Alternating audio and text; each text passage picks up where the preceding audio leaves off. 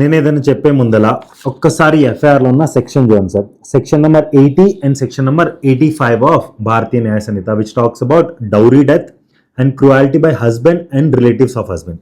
నేను జనరల్గా ఎప్పుడు కూడా స్టోరీ చూపించాను సార్, ఏ ఎఫ్ఐఆర్ కాపీది కూడా. But I want you to read this highlighted line sir. Sir, వీడి కన్నా దుర్మార్గుడు నా జీవితంలో చూడలేదు సార్. సార్, వీడు పెళ్లి చేసుకున్నాడు. పెళ్లి చేసుకోగానే అమ్మాయిని రోజు కొట్టేటోడు, తిట్టేటోడు, డబ్బులు డిమాండ్ చేసేటోడు సార్. లిటరల్గా సిగరెట్ తాగేటోడు, మందు తాగేటోడు, సిగరెట్తో ఆమెని కాల్చేటోడు. ఇవన్నీ మనం సినిమాల్లో చూస్తాం సార్. రియల్ లైఫ్లో I have never seen such kind of people. Sir, ఇలాంటి వాళ్ళు అసలు హ్యూమన్ అనిపించడానికే అర్హత లేదు, మనిషి అనిపించుకోవడానికి అర్హత లేదు సార్ ఈ మనుషులకి. సార్, ఇప్పుడు ఈ మనిషికి 7 సంవత్సరాల వరకు జైలు శిక్ష పడుతుంది. But see according to me ఇలాంటి వాళ్ళకి డెత్ పనిష్మెంట్ ఇవ్వాలి సార్ లిటరల్గా. బికాజ్ ఒక మనిషి ప్రాణం తీసేసాడు ఇండైరెక్ట్గా. వీడు ఏమంటాడంటే, నేను ఆమెను చంపినా డౌరీ డెత్ కిందకి ఎందుకు వస్తుంది అంటాడు. నువ్వు ఇండైరెక్ట్గా ఆమె సూసైడ్ చేసుకునేటట్టు చేసినావు ఇలాంటి అన్ని టార్చర్లు పెట్టి.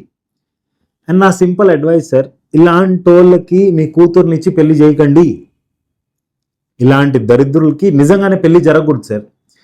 నేను కూడా ఏదైనా పెళ్ళికి వెళ్ళినప్పుడు I give you them very simple advice. Because dowry death says very clear, it's a 777 rule.